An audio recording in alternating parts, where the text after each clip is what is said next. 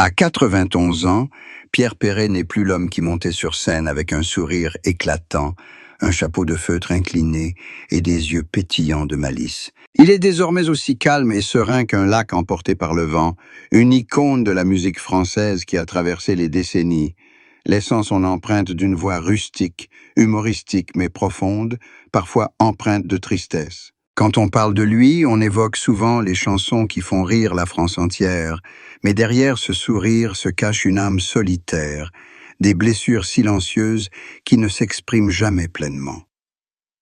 Pierre a dit un jour une phrase qui laisse songeur. On ne sait vraiment qu'on est triste que lorsque les lumières s'éteignent et que les applaudissements deviennent un lointain souvenir. Pierre Perret est né à Castelsarrasin, une petite ville du sud de la France, dans une famille ordinaire.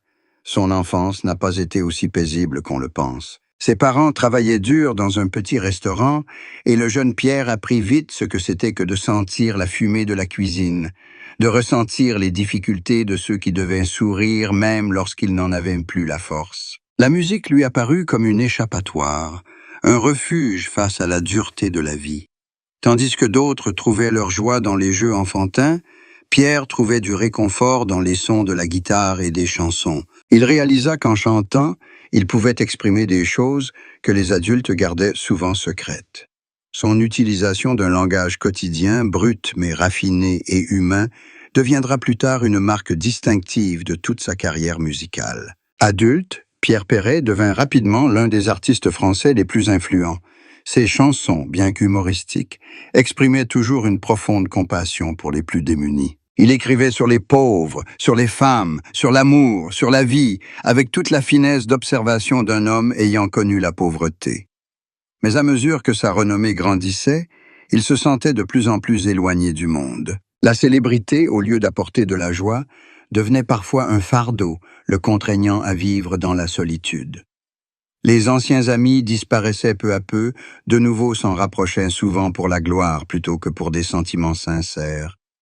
Pierre comprenait que les projecteurs ne suffisaient jamais à réchauffer un cœur solitaire. L'amour de Pierre est aussi un long chapitre, à la fois beau et triste. Il a rencontré la femme de sa vie à une époque où il pensait son cœur fermé après de nombreuses ruptures. Ce n'était pas une femme aussi belle que les stars, mais une femme simple, intelligente et à l'écoute. Ils ont passé plus d'un demi-siècle ensemble, un temps que peu d'artistes peuvent tenir. Elle est devenue son soutien, la personne qui le comprenait mieux que quiconque. Quand il chantait, elle était assise derrière la scène, observant silencieusement, non pas pour la gloire, mais par pur amour. Mais même dans ce bonheur, la tristesse était encore discrètement présente. Pierre a confié à maintes reprises que ce qui le blessait le plus n'étaient pas ses échecs professionnels, mais les moments où il laissait sa bien-aimée seule à cause de son travail. Il passait trop de temps à écouter la musique, à écouter le public, oubliant que quelqu'un l'attendait à la maison, en silence. En vieillissant, la santé de Pierre a commencé à décliner. Sa voix n'était plus aussi sonore qu'avant. Ses mains qui glissaient autrefois sur la guitare tremblaient maintenant de maladie.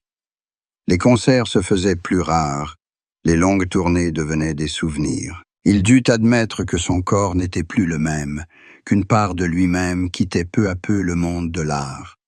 Au début, il tenta de le nier, pensant que ce n'était que temporaire. Mais un jour, debout sur scène, incapable de terminer une chanson, il comprit que tout avait changé. Ce fut alors qu'il ressentit la plus profonde tristesse de sa vie, la tristesse d'un artiste qui devait accepter de se séparer de ce qu'il avait nourri toute sa vie. Sa femme, qui l'avait accompagné pendant toutes ces années, fut celle qui l'aida à trouver la paix. Elle comprit que pour un artiste comme Pierre, la musique n'était pas seulement un métier, mais une âme. Elle ne chercha pas à l'arrêter, ni à le forcer à continuer. Elle était toujours là, silencieuse, lui tenant la main lorsqu'il était faible. Dans de rares interviews, elle confiait que la tristesse de Pierre était incompréhensible, car elle ne provenait pas seulement de la vieillesse ou de la maladie, mais aussi du fait qu'il avait trop vécu sa passion. Quand on a passé sa vie à chanter pour les autres, quand ils se taisent, on doit apprendre à s'écouter, et c'est un cheminement douloureux. Pierre Perret a gardé secret de nombreux aspects de sa vie. Il était connu pour sa bonne humeur, mais ses proches savaient que derrière son humour se cachait une profonde tristesse. Il parlait rarement de ses parents, car son enfance avait été marquée par de nombreuses pertes. Son père est décédé prématurément, sa mère a eu du mal à élever ses enfants. C'est de cette situation que Pierre a gardé en lui la peur de la perte, une peur qui l'a suivi toute sa vie. Il a écrit des centaines de chansons, dont beaucoup étaient non seulement des histoires sur la société, mais aussi des métaphores de sa propre vie. Certaines chansons semblaient parler de l'amour des autres, mais étaient en réalité ses propres confessions sur la solitude, le désir d'être aimé, les regrets du temps.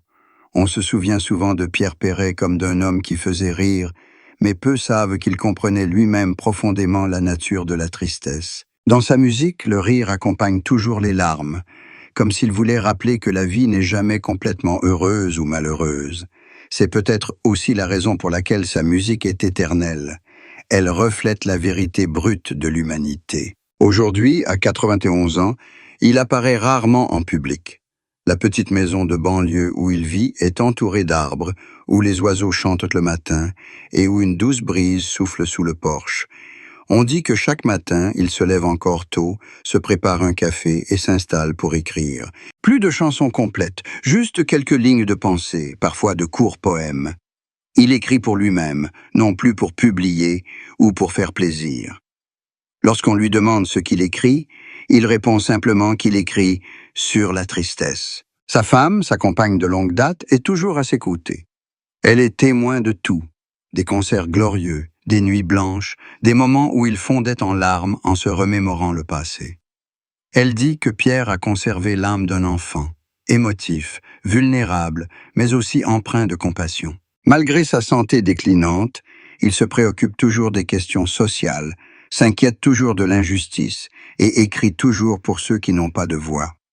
C'est peut-être ainsi qu'il combat la tristesse, par la compréhension. Nombreux étaient ceux qui soupçonnaient autrefois une profonde blessure derrière l'humour de Pierre, et il a fini par l'admettre. Dans un récent article autobiographique, il écrivait que la plus grande tristesse de sa vie n'était pas l'oubli, mais le fait de voir le monde changer trop vite, tandis que le cœur des gens s'éloignait de plus en plus. Il regrette l'époque où l'on savait encore s'écouter, pleurer, rire sincèrement.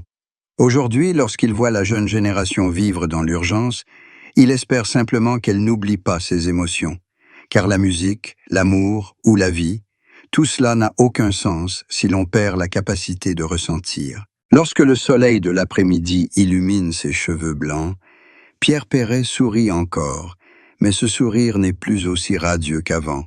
Il était lent, doux, empreint d'une sérénité que seuls ceux qui ont traversé suffisamment de souffrances peuvent ressentir. Au fond de lui, il savait qu'il avait vécu une vie bien remplie, une vie de chansons, d'amour, de larmes et de tristesse.